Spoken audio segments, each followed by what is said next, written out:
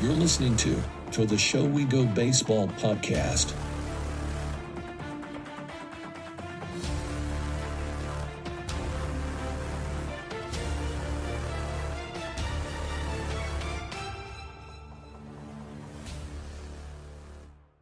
What is going on, everybody? Welcome into episode 79 of To the Show We Go Baseball podcast. It's myself, Andrew Parker, and I got Ed Hand with me. What's up? Like always. Today's episode, we have the 2024 Red Sox draft class. We had Calvin Bickerstaff, actually, that was a roommate of our guest today. But we have 14th round pick Alex Bouchard. Alex, I did this with Calvin, and I kind of thought it was a little interesting too. I want to just hand the mic over to you at the very beginning here. Yeah. Can you give me just like a 15 to 20-second elevator pitch on who you are? Just introduce yourself. Yeah. What's up, everyone? I'm Alex Bouchard. I'm a 20-year-old right-handed pitcher. Just got drafted by the Sox from Lehigh University, Bethlehem, PA. Spent 2 years there. It was the best 2 years of my life. And yeah, I'm from the Philly area. I just started pitching in college and stuff, and it's kind of taken off from there. So, yeah, that's kind of who I am as a baseball player, and excited to get going with the Red Sox. So before you got to Lehigh, you were at Dickerson, right? Yeah, Dickinson College, yeah. That's a D3 school. So what was the story between how you ended up there and how you transferred? Did you go to Dickerson specifically to play baseball, or because that's a very good school from what I know about it. So I'm just curious how your path took you through there. Yeah. So in high school, was pretty undersized, just not really physically developed until kind of my later years, like junior, senior year. And at that point, COVID hit. It was kind of tough to be getting recruited unless you were, one of the big guys before. And I really just wanted to play the game that I loved for 4 more years. And was just trying to, get the best academic value out of it. So decided my only offer was Dickinson College. Went there. I was also, should add in, I was an infielder for my entire life since I was 5. So went there to go play shortstop. And then, so high school graduation ends. I'm probably going into the summer, about 6 foot, 155 pounds. So pretty small by today's standards, I guess. And knew I needed to kind of get super physically developed and, take an extra step in that regard, because I didn't want to, go into college and have the talent to compete with everyone, but just be kind of overmatched from the physical side. So I just began pounding the weights, just harder than I ever had before, eating, doing nutrition, doing everything that I could, to just get things taken care of on that side. And that also coincided with, me starting to pitch a little bit. In high school, I probably only threw 3 or 4 innings. Like I said, played shortstop and second base, and then was playing summer ball for my, travel team. I'm young, so we were still able to do a tournament circuit and stuff like that before college. So my coach, I played with him since I was 11 or 12. He knew I could always pitch and stuff if I needed to. So we're just throwing me out there when other guys needed to see innings in the field. And it just kind of started going up from there. So I'd say, like I said, gave you the build. Probably left throwing about 82 miles an hour in high school, and by the end of the summer, was up to 87, which looking back on it was kind of cool. And now it's a little far from where I'm at now, but it was a cool experience. And texted my coach at Dickinson, and he was like, yeah, you can definitely we'll give you a shot to 2A in the fall.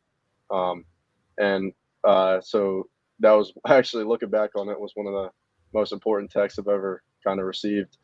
And then, yeah, so gained about 35 pounds that summer, got to the fall at Dickinson, and was close to 90 miles an hour at that point. And then it was kind of clear where my career was headed, in a sense. And went into the winter just prepping to be a 2A, but focusing a lot on arm care, just how to make myself the best pitcher I could, because I knew that was where I was going to see the majority of time as a freshman. So I kind of became my own coach in a sense, just looked at a ton of videos online, researched a bunch about analytics, mechanics, all that nature, and came out in the spring and was one of our main bullpen guys. Was up to about 92 at that point, I think, and then had a good freshman year. After that season ended, we decided to be a PO for the first time, and it was also the first time I started to kind of reevaluate, my future and what was best for me and my family and for my baseball and academic career. So I went to go play summer ball. I gotten up to about 94 at that point, and kind of made the decision. Had two really good pitches at that point, and started, looking for other options. Kind of kept the same mentality. Wanted to find a school that would develop me into becoming, professional baseball player. Good team culture, close school, very, very high on academics as well. And I mean, Lehigh checks all those boxes. So was where I wanted to go from the start, and then ended up going there over the other schools that I had interest from. And I mean, it was the best decision I ever made. Then just kind of kept progressing from there. And then obviously the season got cut short a little bit, but was feeling great going in. And that's kind of how my college career went. And now member of the Red Sox organization, and couldn't be happier to get healthy and get to work. So, yeah. It says that you're listed at 6'3" now. So you must have, you were saying 6 feet, a little undersized before. So when did you grow? Yeah. Just throughout college, was probably grew an inch or two at Dickinson. And then 2 falls ago at Lehigh, when I was a sophomore, I measured myself at 6'3". So just kind of, being a late bloomer a little bit and growing. And what did you study while you were there? Because you mentioned the academics. Oh, yeah. At Dickinson or Lehigh? Yep, both. So Dickinson, I went in planning to do data analysis, and then transferred that over to Lehigh and took the statistics route. So obviously still have a year left to finish my degree at Lehigh, but I was studying statistics. So do you find that helps you as far as like the analytics, as far as like your pitching and what you throw and your mechanics and all that? Oh yeah, 100%. So it's something I've always been fascinated about. I've always been a numbers guy, watched Moneyball when I was younger, and kind of fell in love with, that whole side of baseball. And I like it because it just gives me like actual finite values to see success. And it's like, if I'm chasing certain numbers, whether it be a pitch or like a statistic or something like that, it's something that is proven to give you success and that you can work towards. And I kind of like that approach to training. So I'd say 100% big reason for my success and development has been via analytics and all that. Yeah. And Parker, we're joking a little bit that your name Bouchard sounds like a little bit like a hockey player name. Did you play any other sports growing up, or were you just always like a baseball kid? I was always baseball since I was 5 years old. I played like 2 years of basketball in high school and experimented with like flag football and soccer, but it was always baseball. Who was your favorite team and player growing up? Yeah, so I'm from the Philly area, so I grew up a Phillies fan. My granddad is actually a diehard Red Sox fan, so it was really cool for him. He was probably the most excited person after the draft. And so, I grew up liking the Sox too. And my favorite player right now, I'd probably say Zach Wheeler. He's kind of lights out and everything that you'd want in an ace. And growing up, it was Mike Trout, Jimmy Rollins, Andrew Jones, guys like that who just electric players and were fun to watch. I do want to transition now to asking you about obviously your transition to pro ball after getting drafted. But I did want to ask first. So I said this whenever we were interviewing Calvin. I just looked at your age, and you're not even old enough to legally drink. In 10 days, you will be. But that's great. What's your first beer going to be? I don't know, man. Just whatever's calling, I guess. Whatever Calvin gives you. Yeah, probably. So your birthday's in 10 days. Obviously, happy early birthday. Thank you. But you will be fresh 21 years old. Mm-hmm. And did you ever think when you were a freshman at Dickinson that you would be in this position, a member of the Boston Red Sox, before you even turned 21? I mean, it was definitely something. They asked me a question about this like a few days ago. And it was, well, the short answer is definitely no. But, it's something I've always wanted to be a professional baseball player since I was like 5. And just, it's been a lifelong dream of mine. And then, you get to high school and stuff starts to get a little real. And you realize like, that's probably not in the cards or whatever. And then, like you said, at Dickinson, like was just trying to be the best player I could be, like didn't have any necessary, like, didn't realize it would be possible, I guess is the way to put it. And then I first realized that, I could do it probably, after that freshman year playing summer ball with a bunch of like really talented dudes. And then when I transferred to Lehigh after our scout day that fall, I just remember, it sinking in like, yeah, I can really do this, and I'm going to put everything forward to make that goal happen. And it's cool that the dream was still alive after all these years. So it's pretty surreal to kind of just, wake up as a member of the Red Sox organization. So. Now, you had Tommy John surgery back in April. Did it surprise you at all that you went in this year's draft, or did you think you were going to have to go in as a senior and kind of rebuild your stock?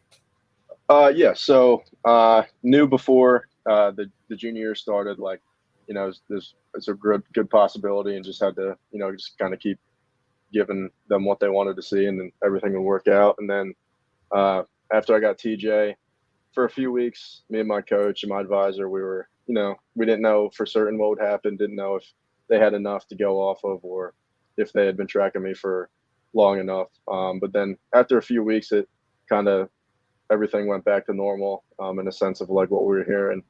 And we knew I might not go as high, but, all we wanted was the opportunity. And then obviously the teams that were still interested kept talking to me and everything, and it ended up working out. So it was probably only a few weeks that we didn't really know what the scenario would be, but after that we're still hearing good things. So happy it worked out. That is something that I was curious about too, is obviously like with us being around the guys in Worcester and Portland quite a bit this year, it is interesting to hear about how the signing scouts for these guys are still very close to a lot of the guys, and they watch them progress through the system. Your signing scout was Wallace. And so yeah. How did that like relationship bloom? And then obviously, like you said, like, when you go through an injury like that, you just don't know if they've seen enough of you or anything. Like, how close was Wallace with you throughout, like, you going through the injury and then post-injury and then pre-draft? Yeah. So Wallace was a huge help. We developed a really great relationship over the course of the process, which was one of the reasons I felt great about going to the Sox, just because of, that relationship we built. He was texting me. We were having phone calls. And another scout that was pretty impactful too was Mason McRae, who actually just left the Sox. He got the Texas job for analytics, but he was a big numbers guy on the pitching side, and he was equally as responsible. Just helped me, or was texting me, and we kind of developed a relationship there too. So Wallace and Mason were very influential, and left a good impact, and they're making sure I'm taken care of down here too. So it's like you said, it's good to see that everyone's signing scout is still pretty involved in their career. And I feel like mine will be no different for sure. Ed, you are typing insanely loud in my ears right now. I'm sorry. Just sorry taking notes on this. It's all good. I just wanted to let you know. Okay, I'll stop doing that. It's all good. All right, so draft happens. Obviously with being injured and not having thrown a pitch in quite a few months, and then obviously not being able to make your debut, were you expecting to be I mean, okay, just I guess answer this. Like, were you expecting to be drafted as high as you were or as low as you were? Like, was any of it a surprise to you, or were you kind of going into it like, okay, I'm pretty confident that, the Red Sox are very interested in me and they're going to take me around this point, or were you going in almost blind? I was pretty confident. I knew that it was going to work out at some point. It was more just stressful because we didn't exactly know when. But in the back of my mind, I was pretty confident, and my advisor had outlined that with me and my family and my head coach at Lehigh. So everyone was it was just a waiting game in a sense of like when it would happen, but we knew it was going to. And I mean, I was probably more stressed for seeing where my friend was going to land because I was just I obviously was just waiting for his name to be called too. So just seeing where he would go to. All right. So one of my last questions regarding the draft here. So obviously post draft happens. You sign your contract with the Red Sox. You're down in Fort Myers now. You are, I think you and Gartrell maybe. Yeah, Joey. Yeah, Joey are the only two that are part of the. I guess it's like a no throw squad type thing. Yeah.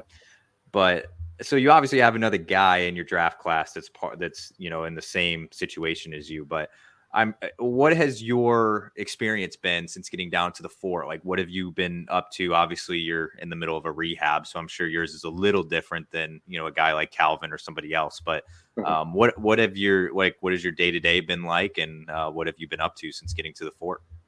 Yeah, so every day it's honestly very similar to what I was doing at home, but now it's just it's like at the professional level, so it's pretty cool. So we'll get to the field at like 7, eat some breakfast. Sometimes there's meetings in the morning, and then around like 8 to 9, everyone will start going about their day with whatever they have to do. So I'll go get treatment with the trainers down there. Usually end up working out for another hour and a half, however that may be, and then after that workout's done, I'll start doing whatever the PT is on the agenda for the day. That'll be shoulder stuff, arm stuff, whatever is on the docket.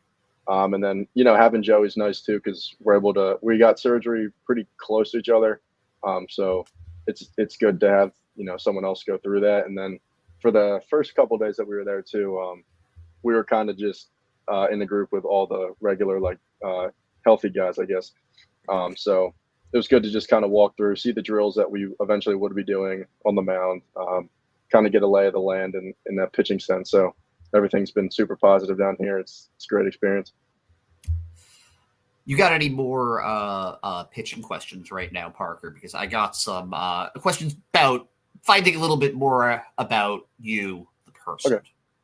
So this is going to be kind of like a lightning round. You don't have to go into too much detail. If you want to, then by all means, I'm not going to police the time. I'm not going to be looking at my watch because I don't have a watch, but I've got just a few questions. So are your parents baseball people? They are. My mom and dad, I mean, since I was playing travel ball, my mom's been someone who was organizing tournaments for our team, running like district state tournaments. So she spent like the majority of my life at the field. My dad's the same way. He's always been someone who's feeding me extra balls. He loves sending me just like videos about pitching, about old time dude. Huge Greg Maddux guy. Loves sending me Greg Maddux videos. And he loves going to spring training games. I think eventually whenever he retires, he just wants to do like groundskeeping at some field, which is like his dream job, honestly. So they love baseball. It's always on in our house. And my brother, he played baseball in high school. He's actually going to Dickinson for soccer. So cool little connection there, but he also loves baseball too. He just loves soccer more. So it's a baseball family for sure. What's your dad do for work now? My dad, he does more of the consulting route. He used to do like accounting and stuff like that. And so consulting is in the financial sector. So. Gotcha.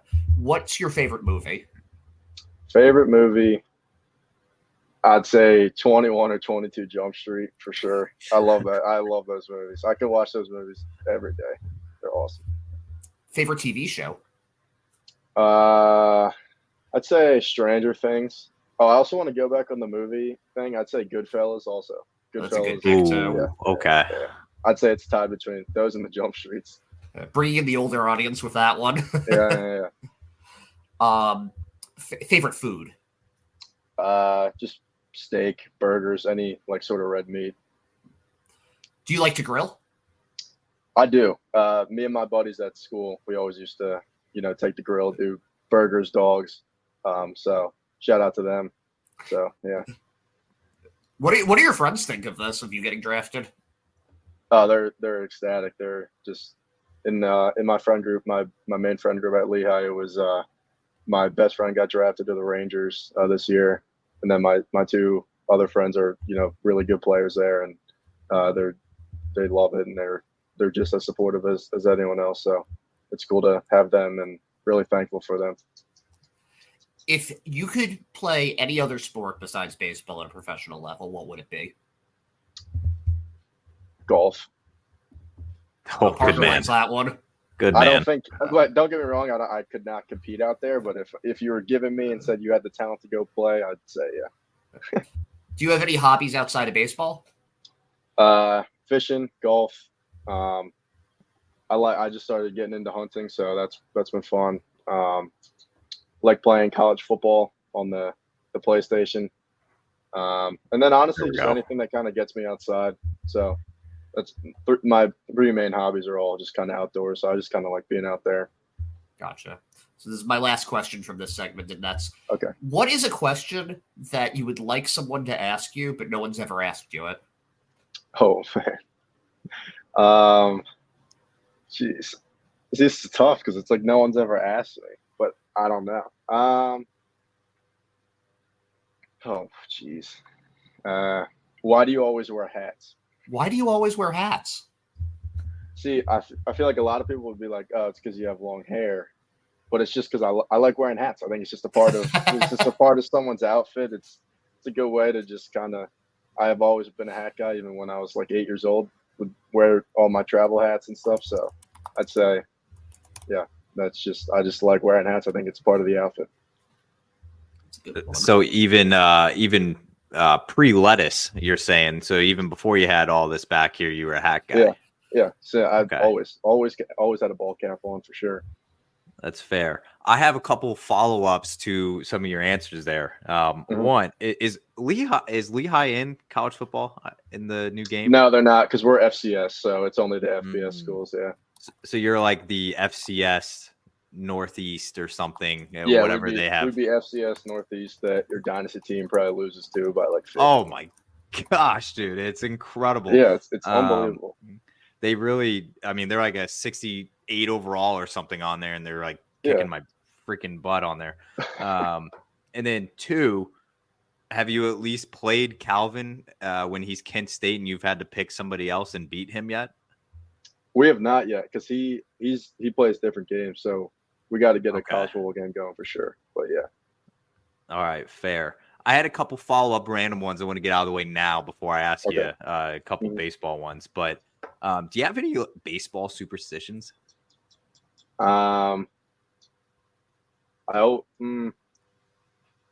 Superstitions.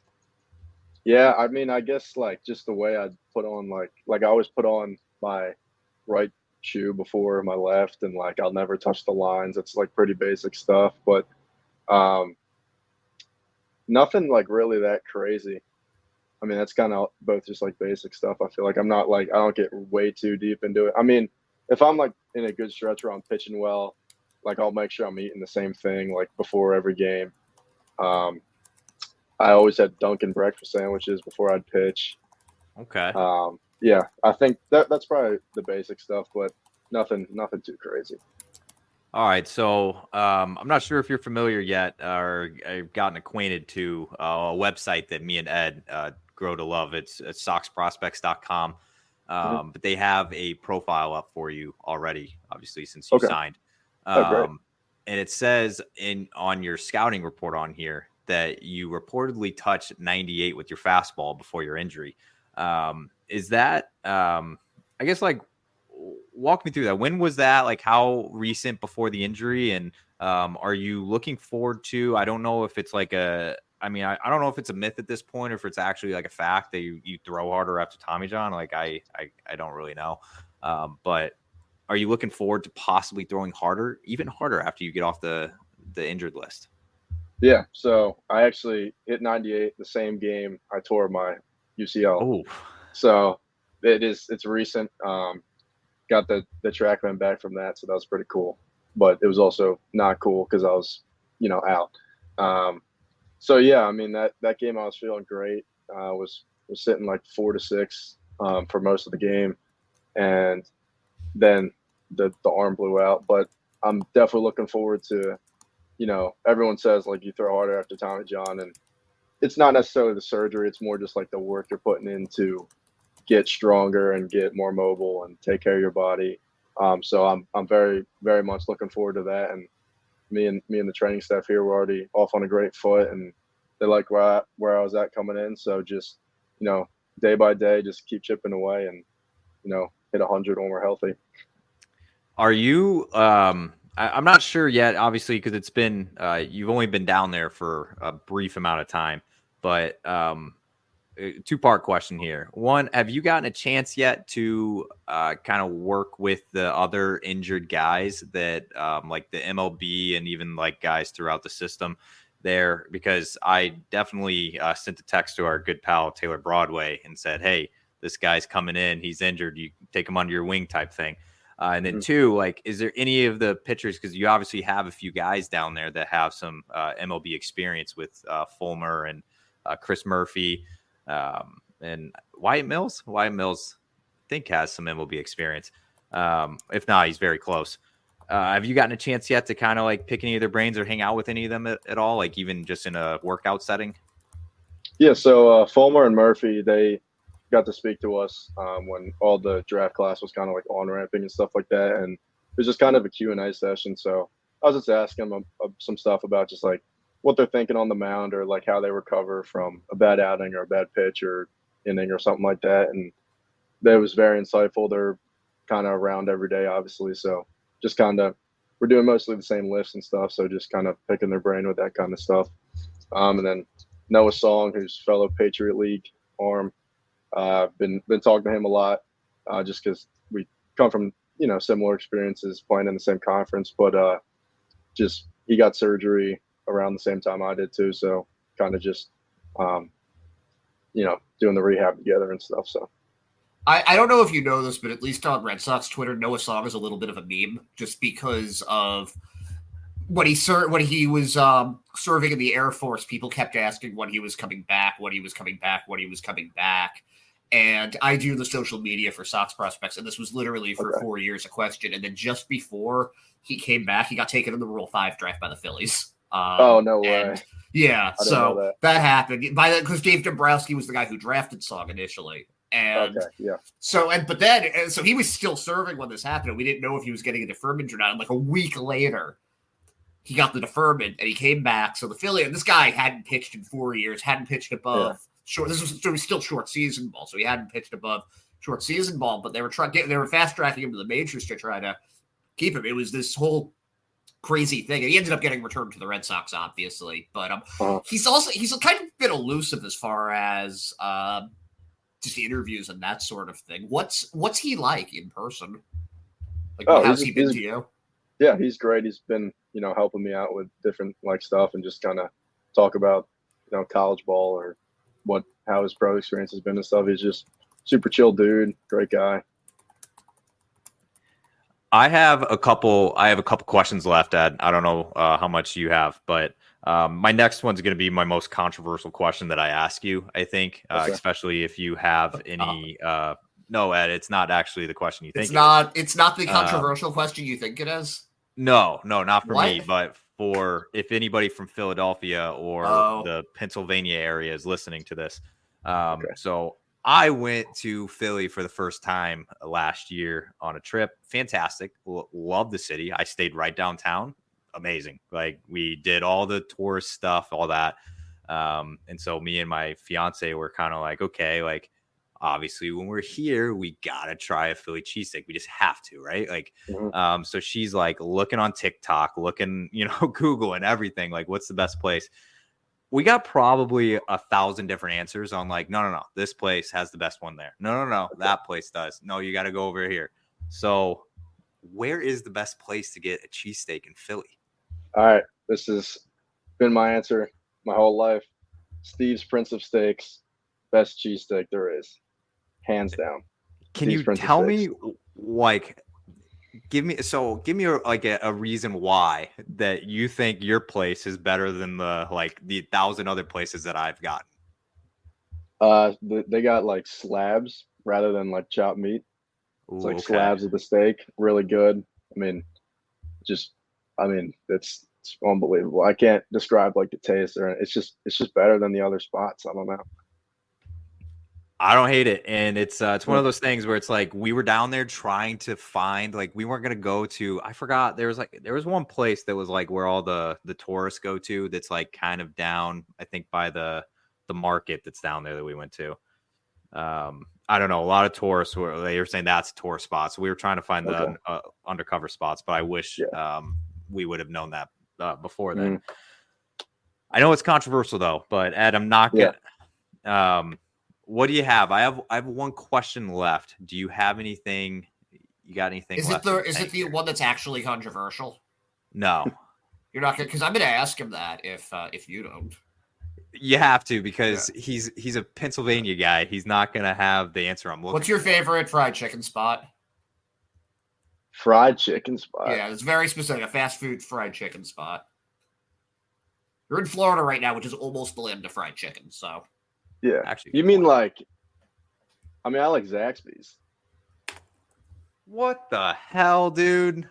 Do you mean like? Is that what you're like mean? Like a Chick-fil-A Zaxby's? Yeah, exactly like that. Exactly. You just made. So we've done 70. This is our 79th episode. Parker, I'm convinced that he started doing this podcast just to try to get a Zaxby's sponsorship. He loves Zaxby's. No one ever picks Zaxby's. No one ever picks Zaxby's. Restaurant. I'd say it's probably my favorite restaurant, aside from Waffle House. What the hell, dude? Waffle. Now that's my favorite is Waffle House. Okay. Do they have Waffle House in Pennsylvania, or for some reason I thought Pennsylvania was too far north for it? Like we're up in Boston. They don't have that here. They had like 2 right by Lehigh, so that was great. Oh man. Yeah. How are you a Zaxby's guy? I love Zaxby's. I was born in Georgia, and then lived there for about 5 years. But then we have a ton of family down there, and we go down there all the time. So it's kind of just like both my parents went to Clemson too, so we spent a lot of time like south of Mason-Dixon line. Dude, so that is love me some Zaxby's. Incredible. I asked that question to literally every so. You've given up. What we do on this podcast, right? What Ed said, we've done 79 episodes. Every single episode is with an interview with the player. And I asked that question every time. And I was like, I'm not getting it anymore. Everybody's you're batting like what? You're batting like 079 or something. I think it's been like Blaze Jordan and Alex Binellis are the only people prior to this that said Zaxby's. Yeah, awesome. It's like Blaze Jordan and Binellis both in Portland said it. But all right, man, you're up a tier for me. That's awesome. You just became Parker's favorite prospect. I love Zaxby's. It's a great spot. Yeah, it's incredible. All right, can we clip that 3320? Can we clip that? I might. All right, you got anything final here? Because I got one left. You finish it up, man. All right, so let's say you're going to get pretty familiar with the complex, obviously, for the rest of the year, rehabbing. But let's shoot forward to February of 2025. Spring training rolls around, and all the guys are coming down to the complex, every single level, all the MLB guys. So guys that are currently in the Red Sox organization, is there any pitchers or any just guys in general that you're looking forward to either seeing, being around, picking brains that you're like, okay, that would be cool to have that guy around? I definitely want to see Tanner Houck's like sweeper in person. I think that'd be kind of cool. So, I mean, him, honestly, any other starting pitchers, Bello, Kenley Jansen maybe is Cutter. I think that'd be cool. Just kind of taking everything in and watching all the big leaguers' sides and just seeing how they attack guys and what their game plans are, when they approach a bullpen or something like that. So I'd say definitely those guys. But, I mean, it'll just be an awesome experience to finally, be in the shoes that I've kind of watched other people go through. So. Well, Alex, we definitely appreciate you hopping on. Sorry we did get the roommate before you, but we definitely appreciate all the time, and we look forward to seeing you obviously next year once you're back and healthy. But thank you so much for hopping on. Yeah, thank you guys for having me. Great experience. So thanks very much.